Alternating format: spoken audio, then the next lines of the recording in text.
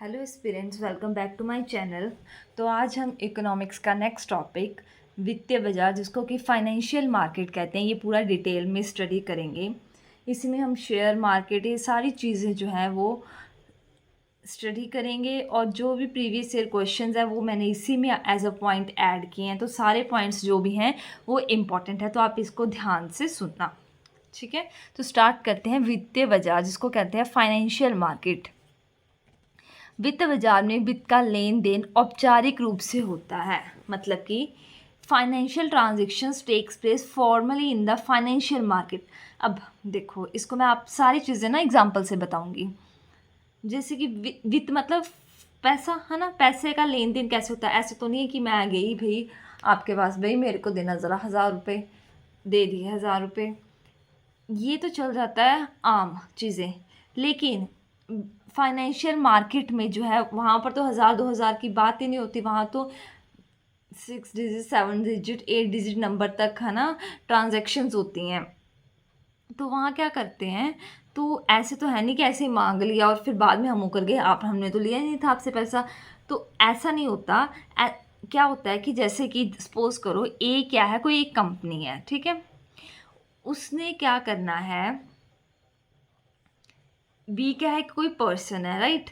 तो यहाँ पर क्या होता है, एक सिक्योरिटी होती है। वित्त का जब लेन देन होता है एक सिक्योरिटी के थ्रू होता है, मतलब एक प्रतिभूति, एक पेपर है, उसके ऊपर सारी टर्म्स और कंडीशंस लिखी होती हैं, ठीक है।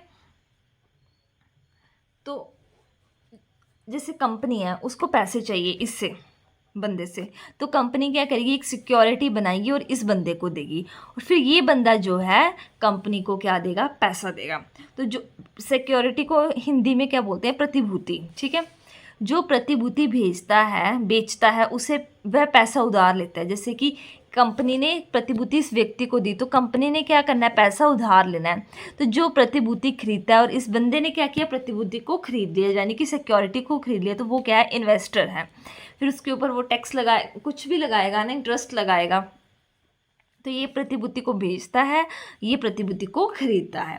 तो बाजार में सिक्योरिटीज़ को खरीदा व बेचा जाता है। इसका मौलिक, सिक्योरिटीज़ क्या होती है, इसका मौलिक मूल्य होता है, राइट। तो यहाँ तक आपको क्लियर हो गया होगा। उसके बाद जो फाइनेंशियल मार्केट है, ये दो टाइप का होता है, मनी मार्केट और कैपिटल मार्केट। मनी मार्केट को बोलते हैं मुद्रा बाजार, और कैपिटल मार्केट को बोलते हैं पूंजी बाजार। अब हम इनको डिटेल में देखते हैं कि ये मनी मार्केट और कैपिटल मार्केट क्या है। मुद्रा बाजार क्या है, एक वर्ष से कम के लिए पैसे का जो लेन देन है वो एक वर्ष से कम टाइम पीरियड के लिए होगा। एक वर्ष में कितने दिन होते हैं, 365, तो मैक्सिमम ये 364 डेज तक, एक वर्ष से कम ही हुआ ना, 364 डेज तक जब भी वो पैसे का उधार या लेन देन होगा वो किस में आएगा, मुद्रा बाजार में, ठीक है। कैपिटल मार्केट में क्या आएगा, एक वर्ष या इससे अधिक के लिए वित्त का जो लेन देन होता है उसे पूंजी बाजार में डाला जाता है, ठीक है। तो मनी मार्केट के जो कंट्रोलर हैं वो है आरबीआई, और जो कैपिटल मार्केट यानी कि पूंजी बाजार है उसके कंट्रोलर कौन है, एसईबीआई, राइट। मनी मार्केट जो ये सेफ है, जबकि जो पूंजी मार्केट है ये अनसेफ है। क्यों, ये सारी मैं आपको आगे डिटेल में बताऊंगी, कैपिटल मार्केट ही। बट ये आप देखो कि ये सेफ़ है, ये अनसेफ है। अगर ये सेफ़ है तो मतलब यहाँ पर जो है प्रॉफिट कम होगा, यहाँ पर प्रॉफिट जो है वो ज़्यादा होता है,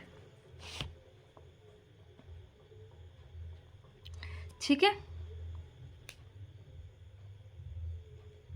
अब हम देखते हैं सिक्योरिटी तो मैंने बता दिया प्रतिभूति किसको बोलते हैं। तो जो मुद्रा बाजार है ये वैसे इंपॉर्टेंट, इतना पेपर में आता नहीं है, बट एक बार फिर भी आप देख लो, याद रख लो कि मुद्रा बाजार में कौन कौन सी सिक्योरिटीज़ होती हैं। टी बिल, जिसको ट्रेजरी बिल भी कहा जाता है, सरकारी हुंडी, ये सरकार द्वारा सिक्योरिटी होती है।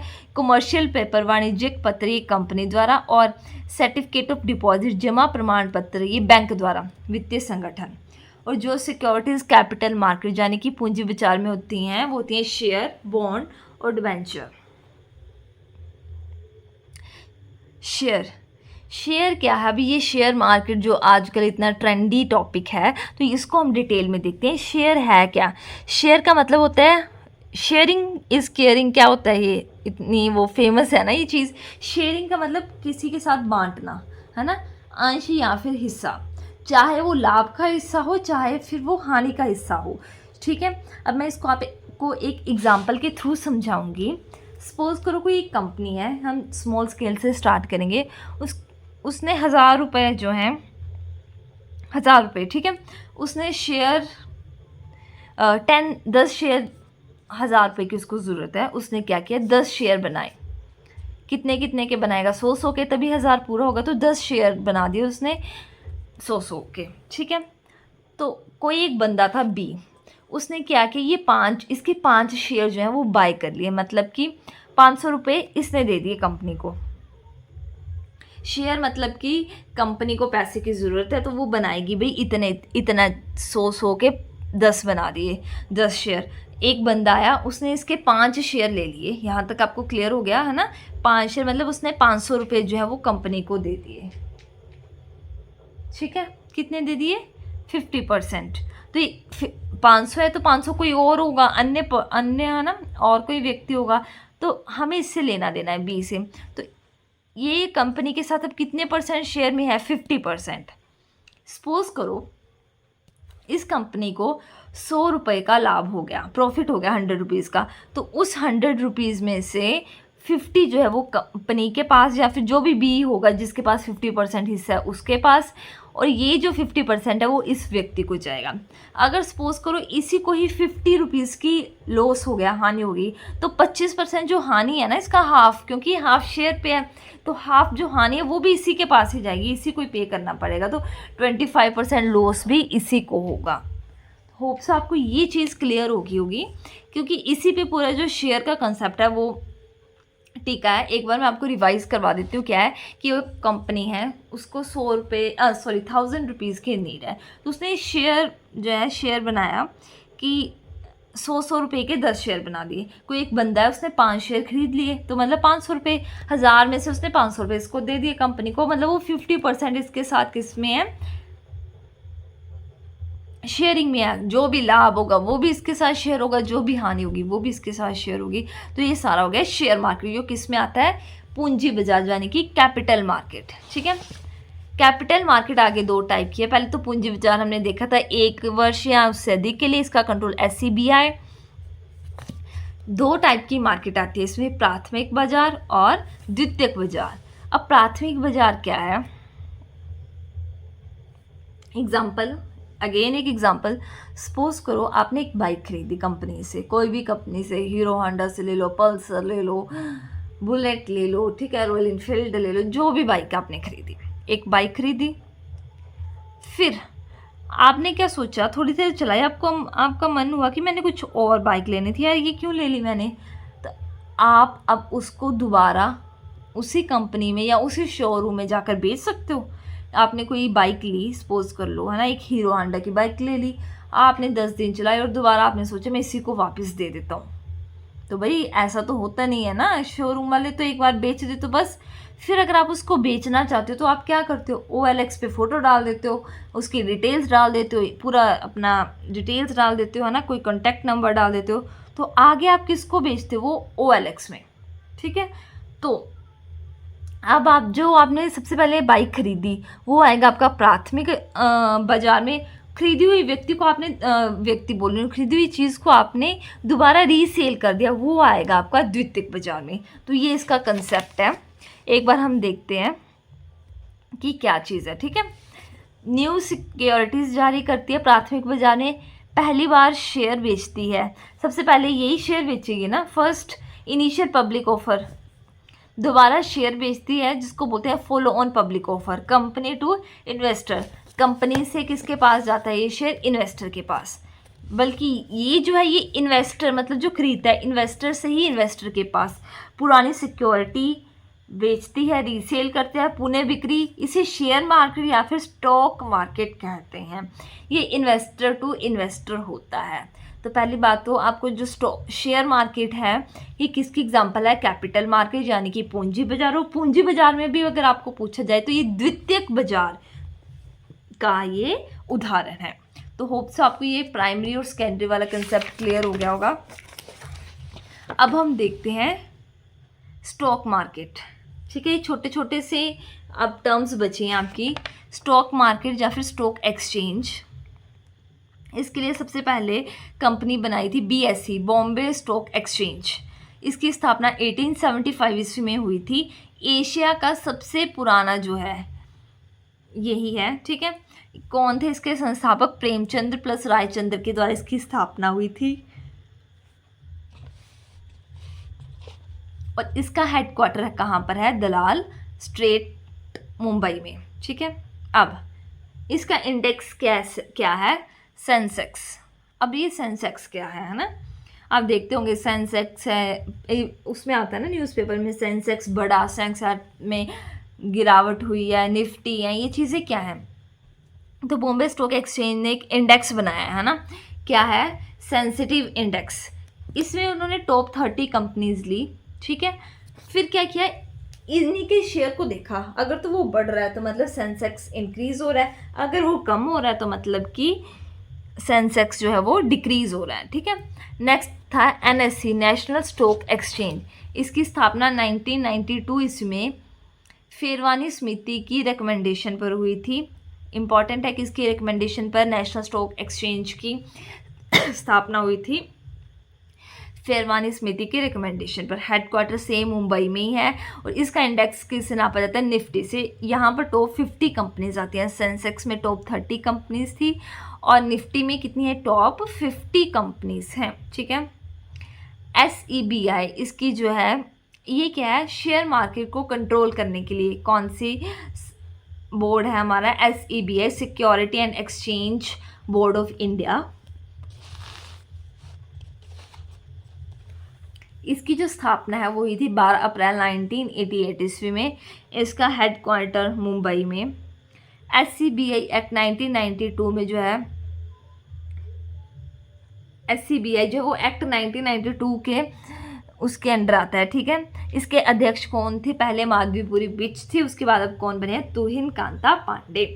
इनका कार्य क्या है? शेयर मार्केट का नियामक, मतलब कि कंट्रोल करती है। शेयर मार्केट में ये दो टर्म्स आते हैं, बुल का मतलब होता है उछाल और बेयर का मतलब क्या होता है? गिरावट।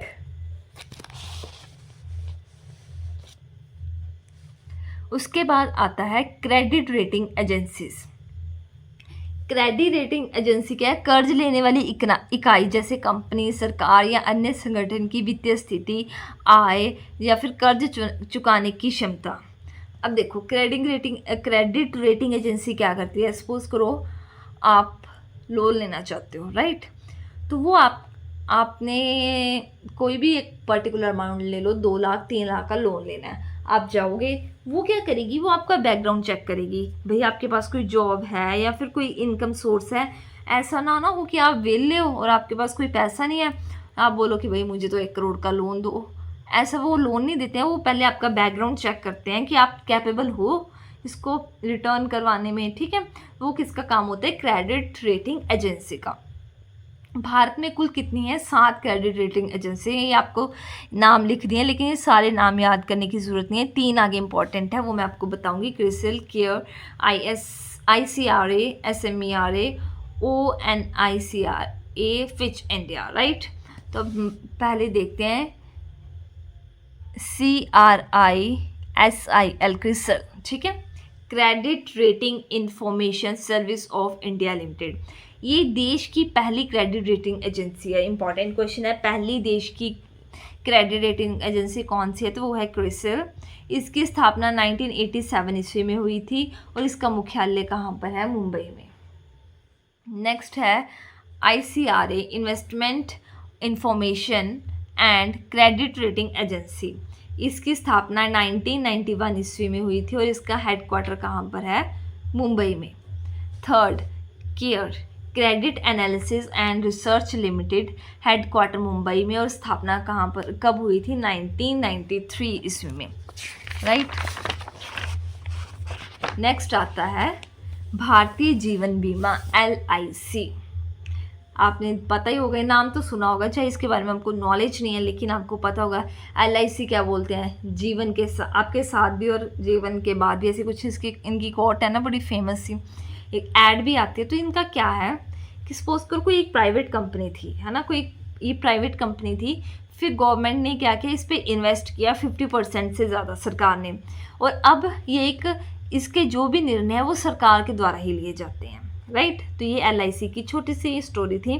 19 जनवरी 1956 को भारत सरकार ने एक अध्यादेश जारी किया तथा जीवन बीमा का राष्ट्रीयकरण मतलब अपने अंडर गवर्नमेंटाइजेशन कर ली, ठीक है। परिणाम स्वरूप भारतीय जीवन निगम की LIC की जो है वो स्थापना हुई थी। कब? 1 सितंबर 1956 ईस्वी को। इसमें क्या क्या चीज़ें ऐड हुई? 154 भारतीय, 16 गैर भारतीय बीमाकर्ताओं एवं 75 प्रोविडेंट सोसाइटी सहित कुल 245 बीमा कंपनियों का LIC में विलय किया गया था, ठीक है।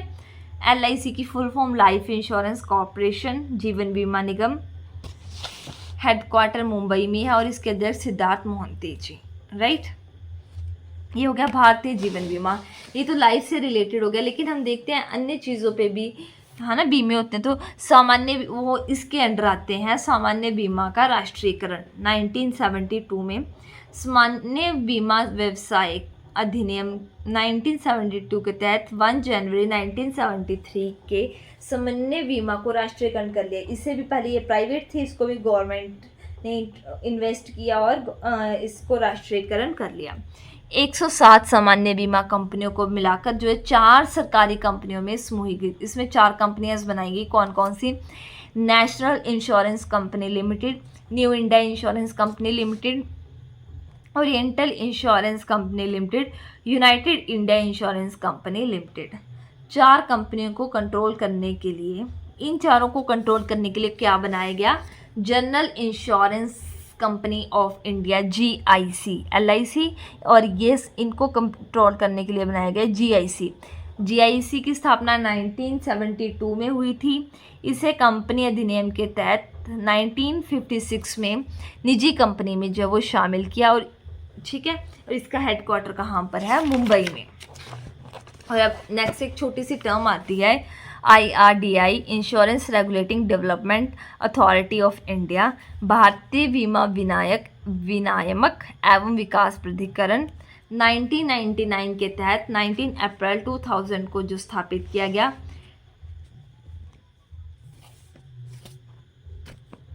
बीमा क्षेत्र का जो कंट्रोल है, इसकी स्थापना जो हुई थी 1999, हेडक्वार्टर हैदराबाद और अध्यक्ष देवाशीष पांडा हैं। तो होप सो ये आपको आज की वीडियो क्लियर होगी। अगर आपको मेरी वीडियो अच्छी लगी तो प्लीज़ लाइक, कमेंट, शेयर और सब्सक्राइब किया करें। Thank you so much for watching.